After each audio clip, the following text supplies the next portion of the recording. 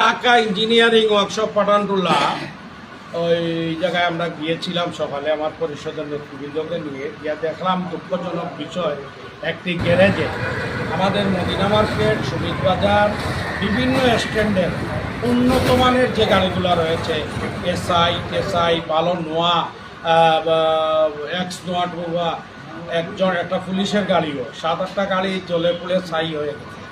তাই ওই গরিব মানুষ ওদের ব্যাপারে আমরা সার্বিক সহযোগিতা করব। ইঞ্জিনিয়ার সমিতি রয়েছে, ইউনিয়ন রয়েছে, শাখা কমিটি রয়েছে।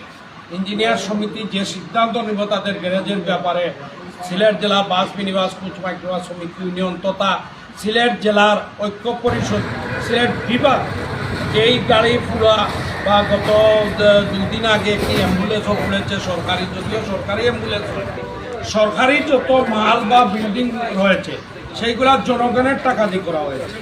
যারা গাড়িগুলা জ্বালাইয়া ক্ষতি করতেছে আমি অনুরোধ করব আপনি নিজে কিছু গাড়ি কিনিয়া জ্বালাইয়া দেখেন আপনার কি হয়, আপনি কিভাবে টিকতে পারেন। ওরার গাড়ি জ্বালাইয়া গরিব মানুষ তাদেরকে অস্তিত্ব হারা করতেছেন, এই দিকে না গিয়ে প্রশাসনের দৃষ্টি আকর্ষণ করছি। আমি আগেও বলেছি এখনো আপনারা সারা রাইতে দিনে যদি দেশের পরিস্থিতির উপরে ডিফেন্স করেন তাইলে প্রতিটি জায়গায় জায়গায় সেনাবাহিনী মোতায়েন করে রাত এবং দিন টহল দেওয়ার ব্যবস্থা করেন, আমাদেরকে নিরাপত্তা দেন। আমরা নিরাপত্তা চাই। আর যারা দুষ্কৃতকারী যারা আগুন দিছে জ্বালাইছে তাদের বিরুদ্ধে আইনি ব্যবস্থা নিয়ে অনতিবিলম্বে তাদেরকে অ্যারেস্ট করে আইনের আওতায় নেওয়ার জন্য অনুরোধ জানাচ্ছি এবং আমাদের ক্ষতিপূরণ দেওয়া হয়। ক্ষতিপূরণ না দিলে আমরা পরিবহন সেক্টর সর্বস্তরের পরিবহন যে কোনো আন্দোলন কর্মসূচিতে যেতে পারি বলে আমরা আপনাদেরকে আলটিমেটাম দিতেছি। তাই সবিনয় অনুরোধ আমাদেরকে রাস্তায় না নামিয়ে আপনারা আপনার মতো অন্ততপক্ষে আইনি প্রক্রিয়াটারে স্বচ্ছ সচেতন রেখে সহযোগিতা করার অনুরোধ জানিয়ে বিদায় নিচ্ছি। সবাই ভালো থাকেন, সুস্থ থাকেন। ধন্যবাদ আমাদের শ্রমিক ইউনিয়নের কার্যকারী সদস্য শাহাবুদ্দিন ভাই গাড়ি জ্বালানোর বিষয়টা জাতিকে অবগত করার জন্য।